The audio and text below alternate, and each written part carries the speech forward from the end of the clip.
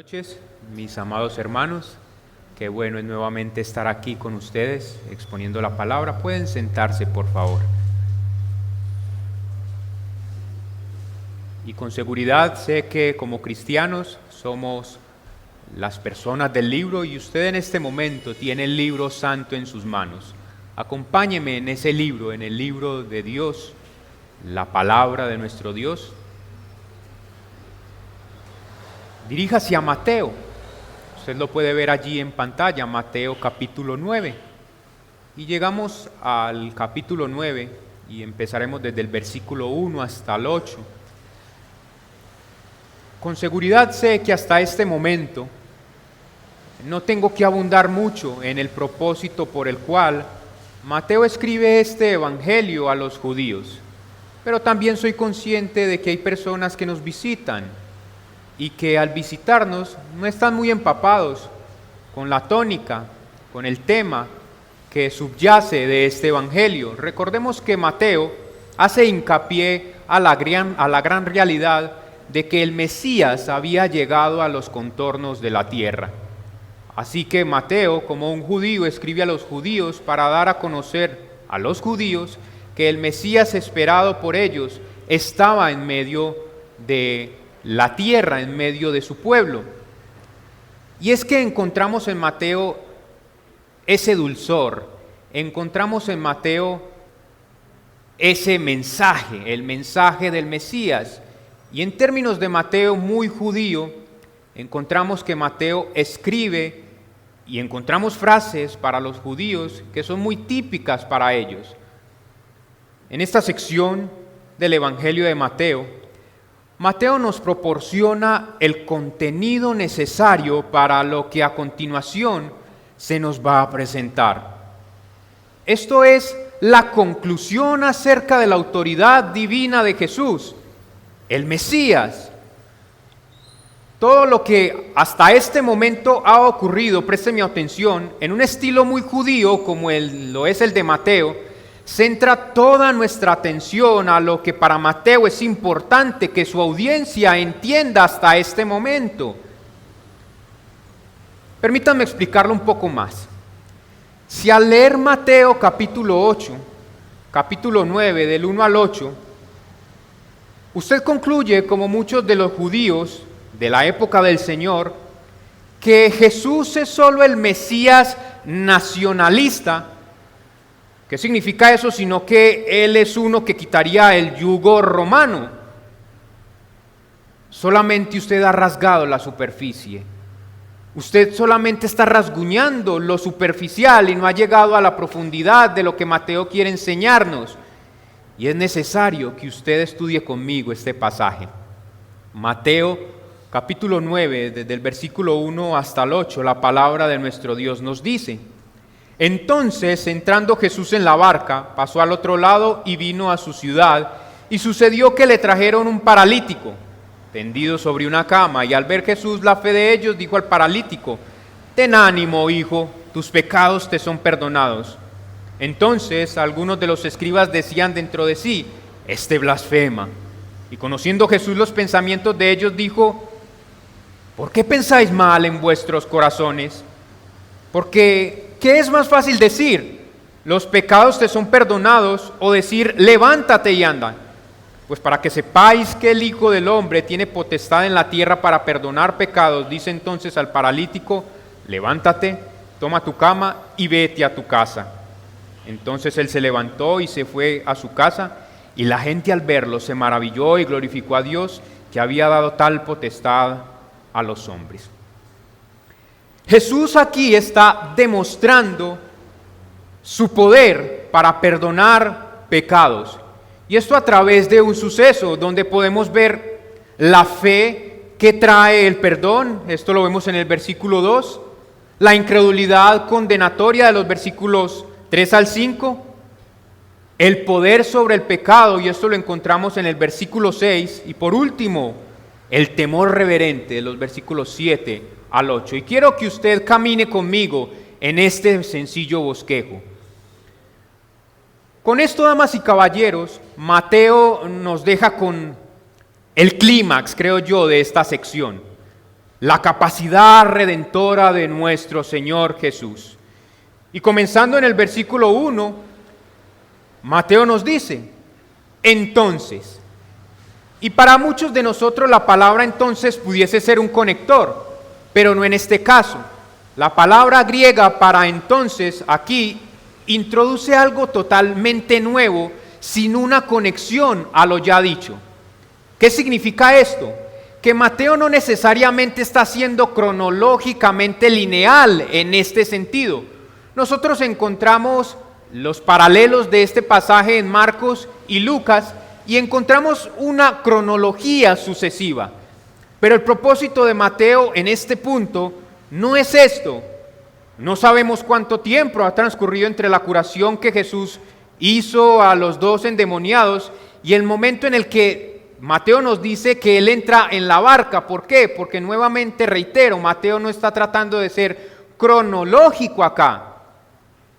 Mateo en este punto no necesariamente quiere contar su historia de los acontecimientos ocurridos tal y como lo hacen Marcos y Lucas. Él más bien tiene un plan en mente. Ya le dije que el sabor de Mateo es muy judío. Los judíos tienen una manera muy significativa de escribir y es que ellos centran su atención en un tema en particular. Sigamos a Mateo en este plan. La progresión de estas señales nos muestran ese plan. Plan que yo creo debe ser reconocido hasta este momento si es que usted va a entender correctamente este pasaje en particular. Mateo desea enlistar diferentes situaciones en donde él puede mostrar a su audiencia a Jesús como el Mesías y eso a través de su poder. ¿Poder qué? Que hemos visto hasta este momento un poder sobre la enfermedad del hombre, su poder sobre lo natural, su poder sobrenatural sobre las huestes de maldad y por último su potestad para perdonar pecados. Y si este es el clímax, esto es lo más importante que Mateo quiere recalcar en su audiencia. En nosotros que somos esa audiencia. Bueno, y aquí podemos hacernos varias preguntas. En primer lugar, ¿por qué Jesús cruzó a Gadara? Creo yo que Jesús parte a Gadara en primera instancia porque Él quiere alejarse de las multitudes. Usted sabe que las multitudes no son algo conveniente si usted realmente quiere entender algo, porque las multitudes son impersonales. Usted no tiene la capacidad de entender algo si usted simplemente sigue a las multitudes de una manera inconsciente. Recuerden ese dicho que nosotros tenemos, ¿para dónde va Vicente? Para dónde va la gente, y eso es impersonal. O sea que usted no puede seguir a las multitudes. Las multitudes no tienen la capacidad de entender algo porque sencillamente no tienen la capacidad de vincularse con eso algo que están entendiendo. Simplemente siguen a la multitud. Y Jesús quiere apartarse de las multitudes, y creo que yo ya lo he dicho, y es que Jesús desea estrechar su vínculo con sus verdaderos discípulos. El llamado de Jesucristo a entregarse completamente a Él en un discipulado, en un acercamiento, debe ser real. Y Él quiere que sus discípulos, no los autodenominados discípulos, sino sus discípulos a los que Él ha llamado, entiendan quién es Él, por lo menos hasta este momento. Las multitudes no son el foco de atención de nuestro Señor Jesucristo. Él quiere tener un acercamiento más profundo con los suyos. Entonces, entrando Jesús en la barca, pasó al otro lado y vino a su ciudad. Ya hemos dicho que Mateo no quiere ser cronológicamente exacto, sino que tiene un tema, un plan en particular. Y él nos dice que Jesús, después, no sé de cuánto tiempo, no sabemos después de cuánto tiempo, porque no hay una cronología exacta acá, después de esto, dice, vino a su ciudad. ¿Cuál es su ciudad? Sino el centro de operaciones de nuestro Señor Jesucristo. Mateo 4:13 y Marcos 2:1 nos dice, ¿cuál es esa ciudad? Capernaum. Jesús nuevamente regresa al centro de operaciones, a Capernaum. Estaba probablemente en casa de Pedro. Jesús tomó como centro de operaciones a Capernaum, aunque él nació en Belén, se crió en Nazaret, habitó en Capernaum y él hizo muchos milagros en Capernaum. Y quiero que nosotros, después de pasar del versículo 1, lleguemos al primer encabezado. Y sucedió que le trajeron a un paralítico tendido sobre una cama, y al ver Jesús la fe de ellos, dijo al paralítico: ten ánimo, hijo, tus pecados te son perdonados.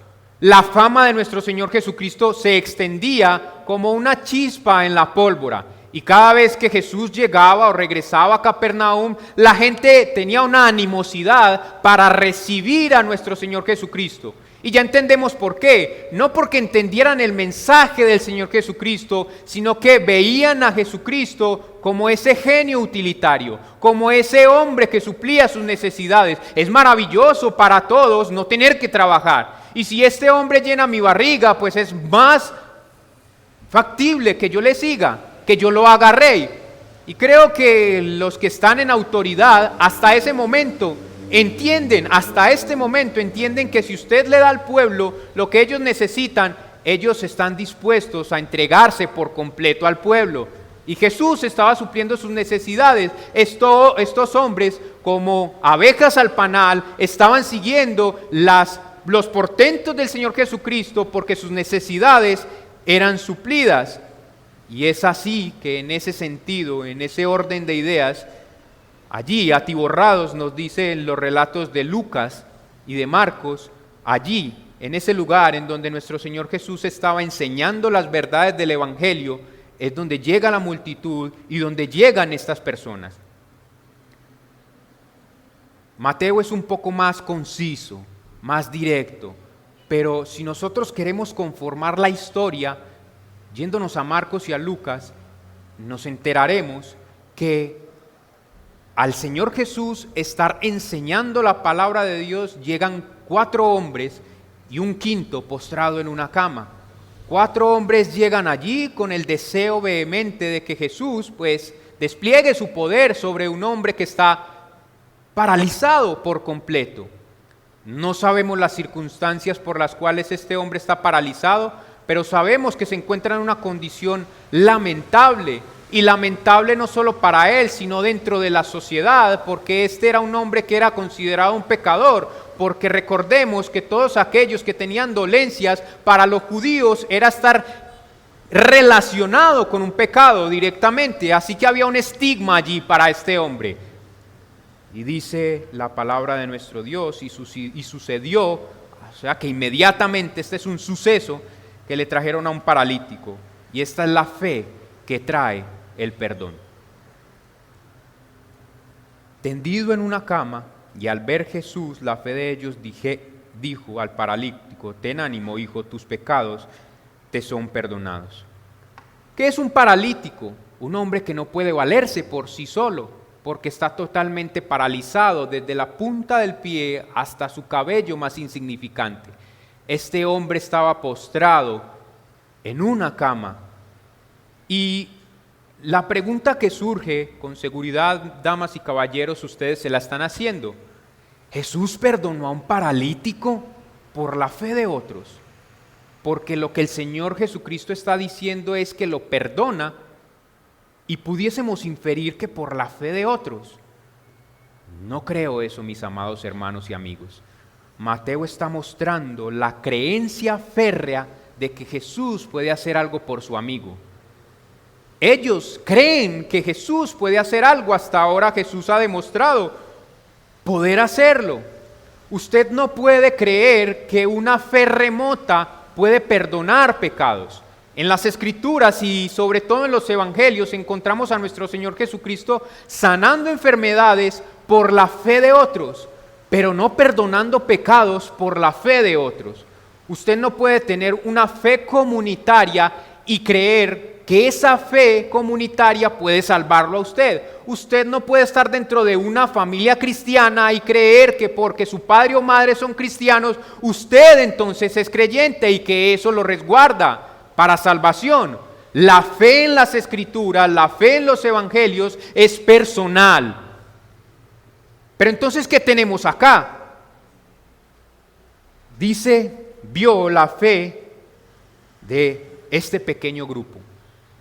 Un pequeño grupo, 4 familiares, amigos, no lo sabemos, pero creo que Mateo no solamente está diciendo, nos está hablando acerca de la fe de estos 4 hombres, sino que está incluyendo la fe del paralítico, porque es a él a quien Mateo se refiere, es a él a quien Jesús va directamente, un paralítico. Este Mateo dice, el mismo paralítico muestra una fe, o por lo menos tiene una fe que es evidente para Jesús. Estos hombres esperaban la curación del paralítico, a eso iban específicamente. Quitaron las tejas de allí de esta casa y llevaron directamente al paralítico a los pies del Señor Jesucristo porque creían que Jesús podía sanarlo. Por lo menos este es un profeta que tiene el poder para sanar personas. No necesariamente para salvar personas, pero sí démosle la calidad de ser un profeta que tiene el poder para sanar personas. Y estos hombres esperaban esto, una curación. Y es que vemos aquí, como ya lo dije, la enfermedad como consecuencia del pecado. Creo que el paralítico tiene en su corazón eso. Su pecado lo ha llevado hasta esta situación. Los discípulos del Señor Jesucristo en Juan 9, 1-2 dice, Rabí, ¿quién pecó? ¿Este o sus padres para que haya nacido ciego? ¿Qué inocente se ha perdido? Dicen los amigos de Job, Job 4:7. Y Bildad le comentó, si tus hijos pecaron contra él, él los echó en el lugar de su pecado, 8:4. Así que la idea generalizada del pueblo judío, sobre todo por los maestros de la nación, era que si usted estaba sufriendo alguna dolencia física, esto era consecuencia, era una relación directa con el pecado. Y si esta es la noción generalizada del pueblo judío, esto era lo que había en el corazón del paralítico. Por eso es que el Señor Jesucristo va a él y le dice, tus pecados te son perdonados. Mis amados hermanos y amigos, si bien es cierto que la aflicción, el dolor y todo tipo de dificultades son consecuencia directa de la presencia del pecado en el mundo, no necesariamente son producto por algún pecado específico de la persona que está sufriendo. El Señor pudiese disciplinarte por un pecado, pero no siempre es así. Y esto era una idea generalizada. Por eso el Señor Jesucristo va directamente a la razón, al núcleo de su corazón. Ten ánimo, hijo, tus pecados te son perdonados. Es por la fe del paralítico y su creencia de que Jesús no solamente puede liberarlo de su opresión física, sino de su opresión espiritual, lo que hace que nuestro Señor Jesucristo vaya directo al corazón. ¿Y esto no es maravilloso para nosotros? Que nuestro Dios conozca nuestras dificultades, que nuestro Señor conozca lo que hay en nuestros corazones y nos digan, no temas, no temas, yo puedo perdonar tus pecados. Y aquí este ten ánimo, la Reina Valera lo traduce así, pero creo que lo que quiere decir es un testimonio de la compasión y la ternura del buen pastor. Lo que quiere decir el Señor Jesucristo, y esto lo vemos en otros textos, es no temas, no temas. Este ten ánimo no resalta lo que el Señor Jesucristo quiso darle a este paralítico. Lo que el Señor Jesucristo verdaderamente quiere decirle al paralítico no es ten ánimo, sino no te preocupes, no tengas temor, porque el pecado con seguridad para aquellos que el Espíritu Santo les ha alumbrado trae temor, trae angustia, debe traer angustia al corazón afligido del pecador que por la iluminación del Espíritu Santo conoce la verdad. Y Él le dice, tus pecados te son perdonados. Y aquí la frase es magnífica porque la vemos a lo largo de las Escrituras. Tus pecados son echados fuera, fuera, lejos. ¿Qué es lo que hace nuestro Dios con nuestros pecados? Nos los pone de relieve, nos los pone de frente, los echa tan lejos como sea posible, tan lejos como sea posible. Y esto es alentador para el paralítico. Ya no hay más temor, ya no hay por qué temer delante de Dios. Tus pecados son echados fuera completamente. Y es aquí como vemos una fe que trae ¿qué? Salvación. Una fe que trae salvación. Pero el texto continúa y Mateo nos sigue dando verdades aquí acerca de esta situación en donde se encuentra nuestro Señor Jesucristo. Y el versículo 3 nos dice: entonces algunos de los escribas decían dentro de sí, este blasfema. Versículo 4, y conociendo Jesús los pensamientos de ellos, dijo: ¿por qué pensáis mal en vuestros corazones? Porque ¿qué es más fácil decir? ¿Los pecados te son perdonados? O decir, levántate y anda. Aquí hay silencio en la sala. No piensen que los fariseos abrieron sus bocas, ni siquiera hay un susurro. Hay silencio en la sala, pero Jesús conoce el corazón, las intenciones de los corazones de los hombres. Hebreos 4:12 nos dice, la palabra de Dios es viva y eficaz. ¿Y qué hace la palabra de Dios? Discierne los pensamientos y las intenciones del corazón. Jeremías 17:10 dice, yo el Señor escudriño el corazón, pruebo los pensamientos. Jeremías 17:10 nos reitera que el Señor conoce los pensamientos del corazón del hombre. Al escuchar semejante afirmación, los escribas y fariseos pues tienen la teología correcta. Solo Dios puede perdonar pecados. Solo Dios puede perdonar y curar los pecados. Pero no quieren aceptar a Jesús como el Mesías Redentor en medio de ellos. Y es por eso que nosotros vamos más adelante y encontramos la blasfemia contra el Espíritu Santo. Ellos veían, entendían la teología detrás de quién es Dios, pero no veían a Jesucristo como el Mesías prometido, como el Mesías Redentor. La nación tenía una expectativa, había una efervescencia nacional, y es que ellos esperaban a un Mesías nacionalista, uno que los liberara de la opresión romana. Pero un Mesías Redentor, y más en los términos del Señor Jesucristo, esto no encaja con la teología de ellos. Es así como Mateo, creo que baña su escrito con la información correcta para que su audiencia llegue a la conclusión correcta. Una incredulidad condenatoria es una que claramente ve las evidencias y se niega a sacar las conclusiones correctas. Una incredulidad condenatoria es una que ve las evidencias, pero se niega a sacar las conclusiones correctas. Y esto pasaba en el corazón de los fariseos. Era más que evidente. Los portentos, las portentosas hazañas de nuestro Señor Jesucristo hablaban volúmenes de quién era Él, porque debían remontarse al Antiguo Testamento y ver lo que decía acerca del Señor Jesucristo y sacar las conclusiones correctas. Es más que evidente que este es el Mesías esperado por el pueblo. Solamente habían dos conclusiones. Una era, o Jesús era un loco, maníaco, verdaderamente poseído por el demonio, o Jesús verdaderamente es el Hijo de Dios, el Mesías esperado.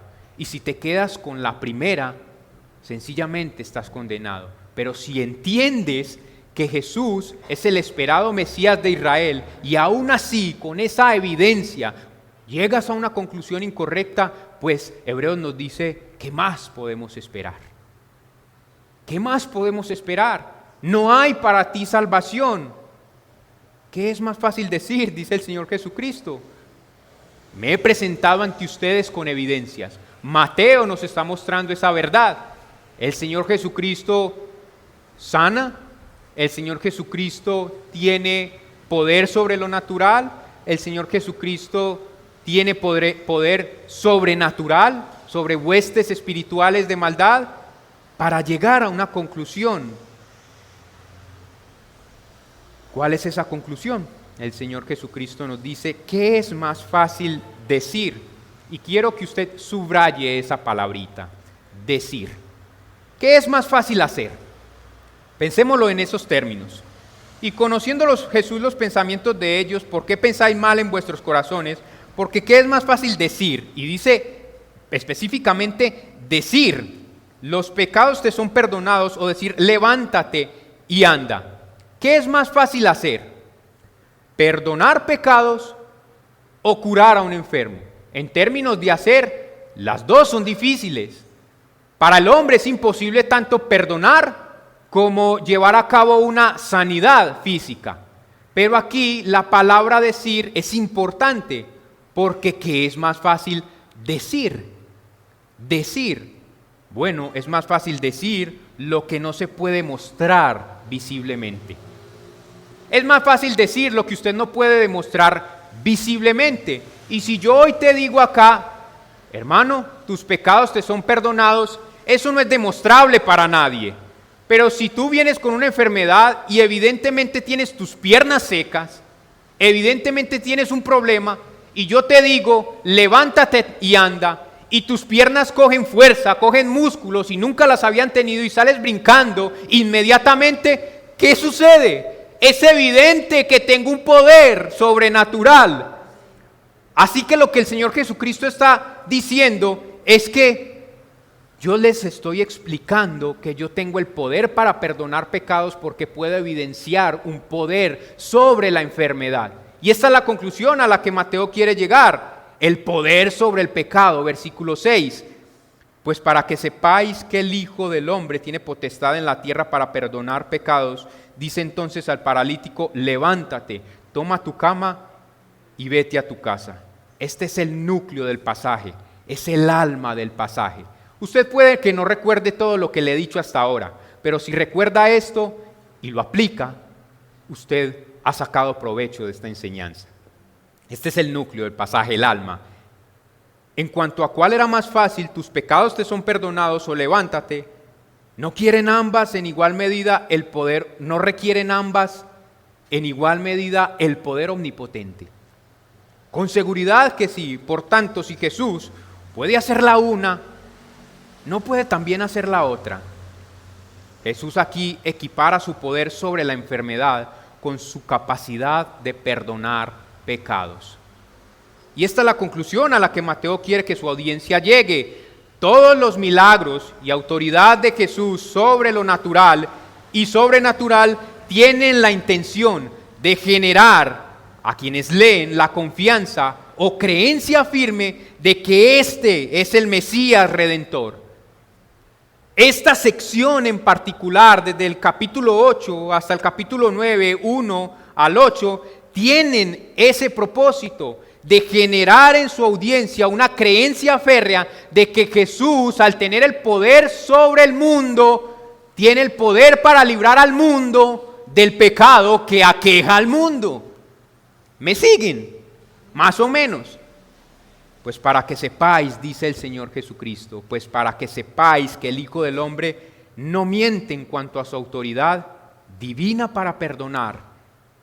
He mostrado y muestro mi autoridad divina sobre lo natural y sobrenatural. O sea, yo demuestro mi autoridad divina sobre la creación. Yo soy el Dios de la creación y el mundo me pertenece. Hay una creación que gime por las consecuencias del pecado y el Cristo, el Hijo del Dios viviente, nos demuestra que Él tiene la autoridad divina para redimir sobre lo que Él tiene poder para controlar. Él tiene la autoridad divina para redimir sobre lo que Él tiene el poder divino para controlar. El pecado, la raíz de todos los problemas físicos y espirituales, nuestro Cristo tiene el poder sobre ello. Es magnífico, mi querido amigo, que tú en esta noche te encuentres aquejado por el pecado, afligido por el pecado, y que el Señor te haya traído aquí para entender que es que Él tiene el poder para liberarte de esas consecuencias. ¿Y cuál es la respuesta general, natural, que debe sucedernos al entender este mensaje? Bueno, llegamos así al temor reverente. Temor reverente, versículos 7 y 8. Entonces él se levantó y se fue a su casa, y la gente al verlo se maravilló y glorificó a Dios, que había dado tal potestad a los hombres. La Biblia de las Américas tiene de pronto una particularidad que quiero resaltar y que creo que lo expresa mejor. Pero cuando las multitudes vieron esto, sintieron temor y glorificaron a Dios que había dado tal poder a los hombres. ¿Cuál debe ser la respuesta ante semejante entendimiento? Temor reverente, temor reverente.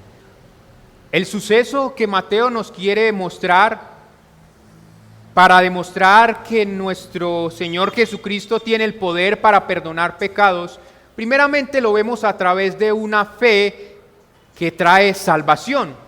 Segundo, vemos allí que hay unos hombres que han cerrado su corazón y hay una incredulidad condenatoria.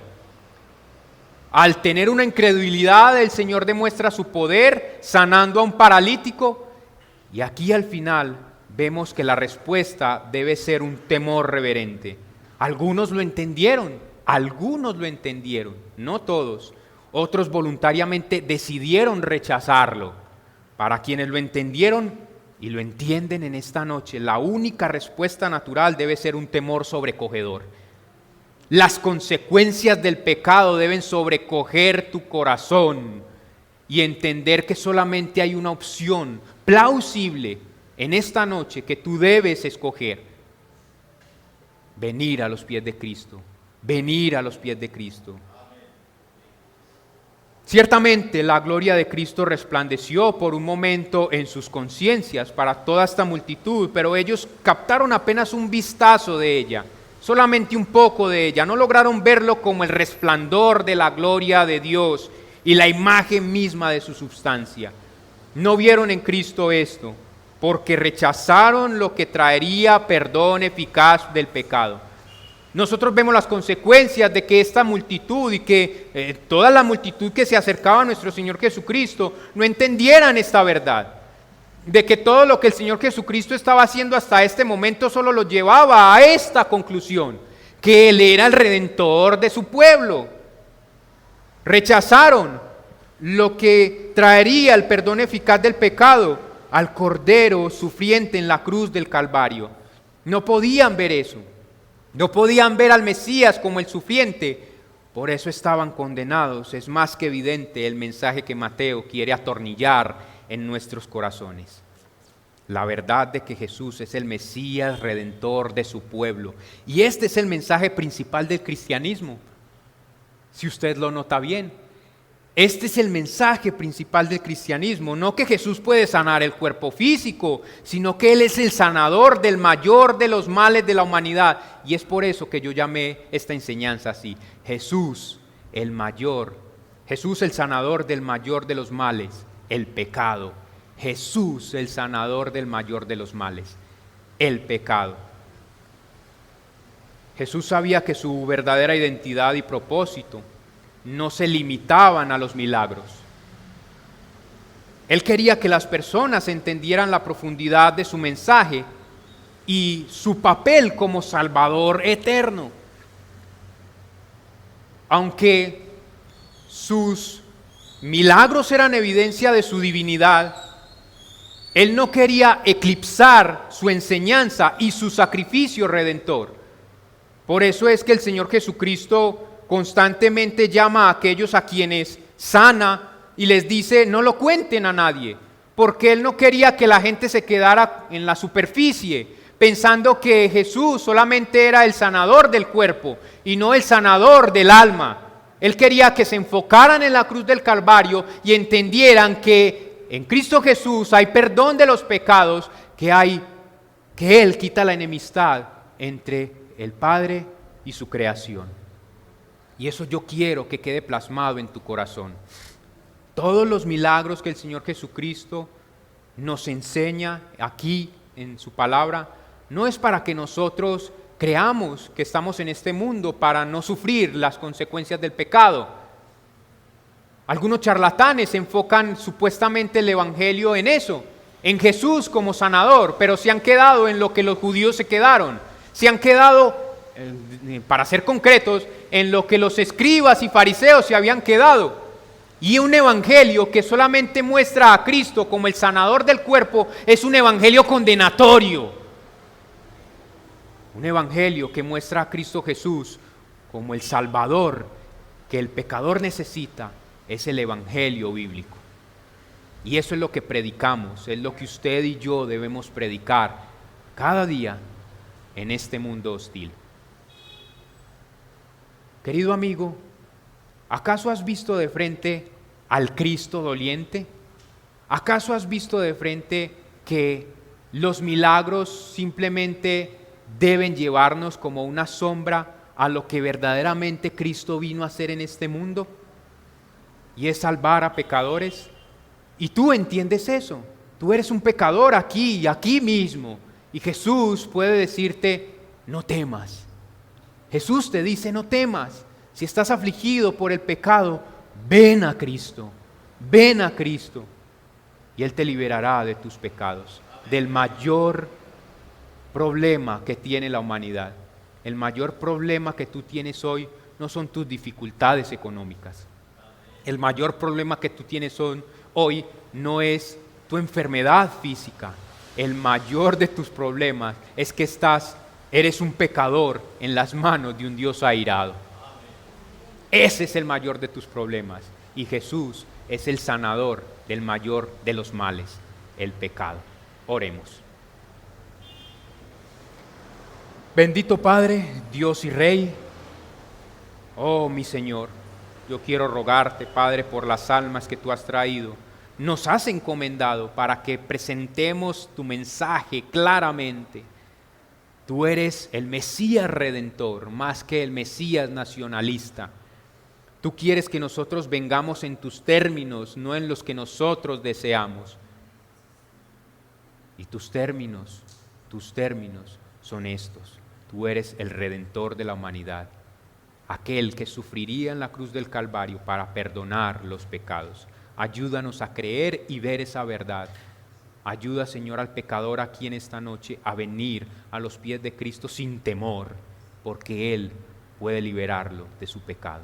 Porque te lo pedimos, Padre, en el nombre de tu Hijo Jesús. Amén y amén.